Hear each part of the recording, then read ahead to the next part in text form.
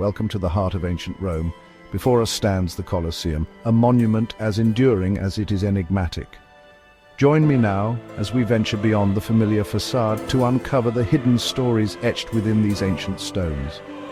This is a journey into the soul of the Colosseum, a place where history truly comes alive. The name Colosseum echoes with grandeur, but the structure wasn't always known by this title. It was, in its early days, the Grand Flavian Amphitheatre, commissioned by emperors of the Flavian dynasty. The name Colosseum comes from a colossal bronze statue of the Emperor Nero, which once stood nearby. Within the Colosseum's arena, the clash of steel and the roar of the crowd painted a picture of desperation, a fight for survival.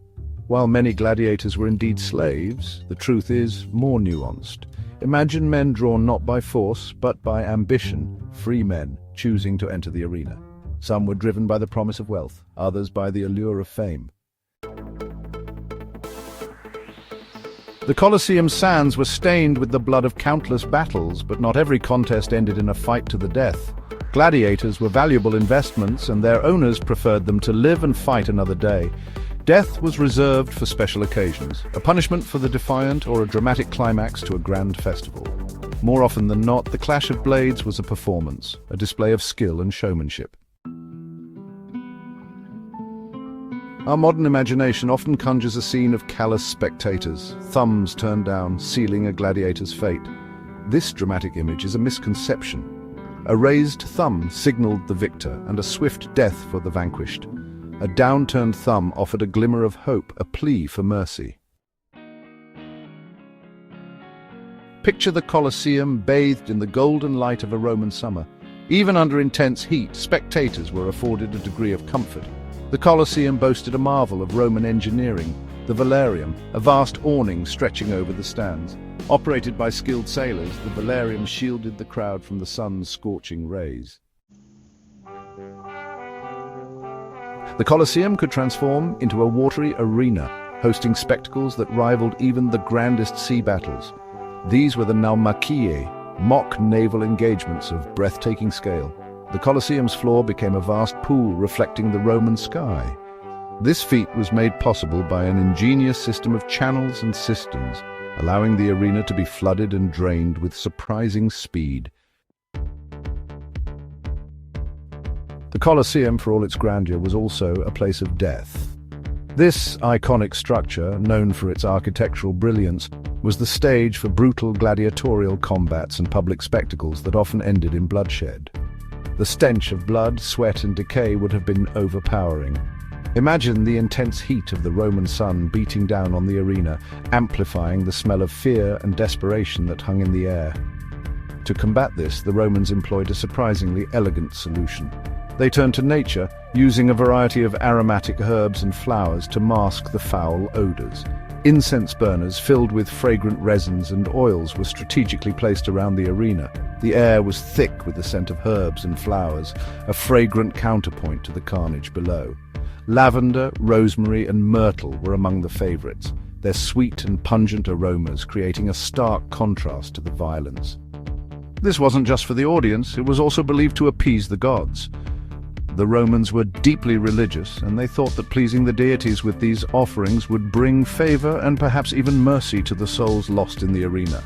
The sand itself was special, coarse and absorbent, capable of soaking up the blood and masking the worst of the odors. This unique sand, often imported from distant lands, played a crucial role in maintaining the arena, ensuring that the spectacle could continue without interruption. Behind the spectacle lay the hidden world of the Gladiators, a world filled with intense training, strict diets, and unwavering beliefs. Their lives were a mix of rigorous discipline and deep-seated superstition. Every day began with grueling physical exercises designed to build strength and endurance. In their training grounds, the Ludus gladiators honed their skills with various weapons.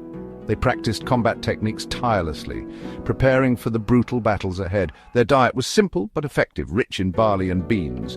These foods provided the necessary energy and strength to endure their demanding routines. Before entering the arena, they performed rituals, clutching amulets, whispering prayers to the gods of war and fortune.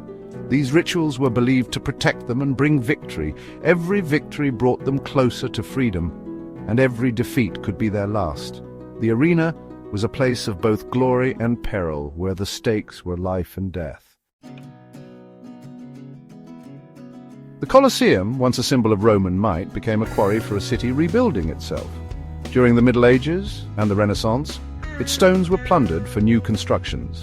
The very stones that once witnessed gladiatorial combat now form the walls of churches and palaces. The Colosseum, stripped bare, became a silent testament to the relentless passage of time.